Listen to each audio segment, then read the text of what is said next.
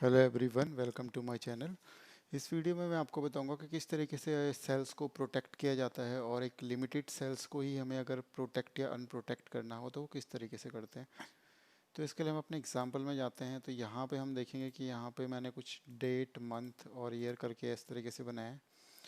So let suppose मैं एक मतलब मैंने कोई एक्सेल हमारे कोई एक्सेल का कोई पार्ट है और जिसमें मैं चाहता हूँ कि जो यूज़र इसमें काम करें वो खाली उनका जो भी एक्सेस मिले वो इस पर्टिकुलर रेंज में मिले। इसके अलावा वो पूरी जो भी एक्सेल की शीट है इस पे कोई भी काम ना कर पाए। जैसे कि यहाँ पे आप देख सकते हो कि यहाँ पे मेरे फार्मूला है, सम का फार्मूला लगा रखा है।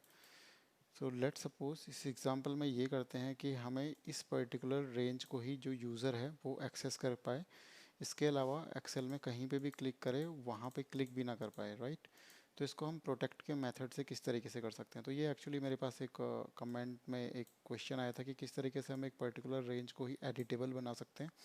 उसके अलावा अगर उसके अलग पार्ट है उसको हम प्रोटेक्ट कर दें, मतलब जैसे ये वाला पार्ट है इसको अनप्रोटेक्ट रखें, बाकी सारे ही पार्ट को इसके अलावा जितना भी है तो उसको हम प्रोटेक्ट कर दें। बेसिकली होता है इसलिए जैसे कि कभी किसी एक्सेल में बहुत मल्टीपल फार्मूला या फंक्शन है, अगर आप चाहते हो कि किस यूज़र जो इसमें काम करे उनको सिर्फ लिमिटेड ऑप्शंस मिले कि वो खाली रेंज को एडिट वगैरह कर पाएँ, जो उनको मतलब असाइन की गई हो। जैसे कि आप देख सकते हैं कि जैसे इस वाले एग्जांपल में जैसे मुझे खाली ये वाली रेंज को ही एडिटेबल बनाना है, बाकी को मैं सारा प्रोटेक्ट करना है। तो हमें किस तरीके से कर सकते हैं। तो अगर हमें इस प्रोटेक्ट करना है पूरी शीट को और इस पार्ट को खाली अनप्रोटेक्ट रखना है तो सिंपली हम इसके लिए क्या करना है, पहले इस रेंज को हम सिलेक्ट कर देंगे। सिलेक्ट करने के बाद हम राइट क्लिक करेंगे। राइट क्लिक करने के बाद यहाँ पे फॉर्मेट सेल का ऑप्शन आता है। इसमें क्लिक करने के बाद हमारे पास नॉर्मली क्या होता है कि हमारी पूरी सेल्स जो भी होती है वो लॉक्ड होती है। अगर यहाँ पे जाऊँगा, इस रेंज को सिलेक्ट करूँगा और यहाँ पे राइट क्लिक करके फॉर्मेट सेल में जाने के बाद मैं देखूँगा तो यहाँ पे ये लॉक्ड होगी। तो नॉर्मली बाय डिफ़ॉल्ट जो भी एक्सेल की जो सेल होती है और यहाँ पे राइट क्लिक करने के बाद फॉर्मेट सेल में क्लिक करने के बाद वो नॉर्मली लॉक्ड होती है। तो हम इस चेक बॉक्स को, उस रेंज को सिलेक्ट करने के बाद, ये रेंज मैंने सिलेक्ट कर दी ग्रीन वाली, राइट क्लिक करके फॉर्मेट सेल और इसे लॉक को हटा दिया और ओके कर दिया। ओके करने के बाद मैं डेट यहाँ पे जाएंगे, रिव्यू वाले ऑप्शन में जाएंगे। रिव्यू में हमारे पास प्रोटेक्ट और अनप्रोटेक्ट का ऑप्शन होता है।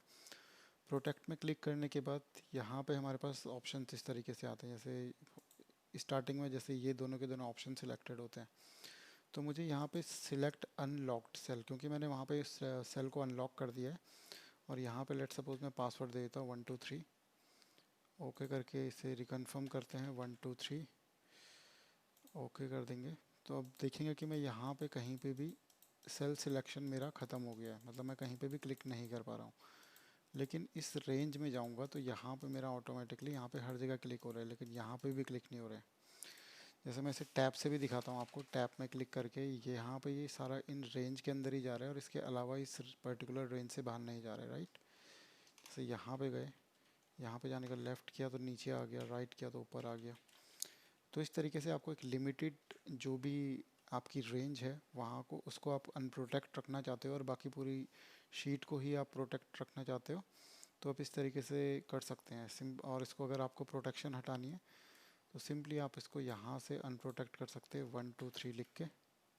जो आपको पासवर्ड याद रखना ज़रूरी है, क्योंकि अगर पासवर्ड भूल गए तो ये अनप्रोटेक्ट होना मुश्किल हो जाता है। देन यहाँ पे राइट क्लिक करके इसको नॉर्मली आप लॉक भी, जैसे नॉर्मली इसका एक्सेल का फॉर्मेट ऐसे लॉक करके छोड़ देंगे तो ये आप हर जगह क्लिक कर पाएंगे, राइट।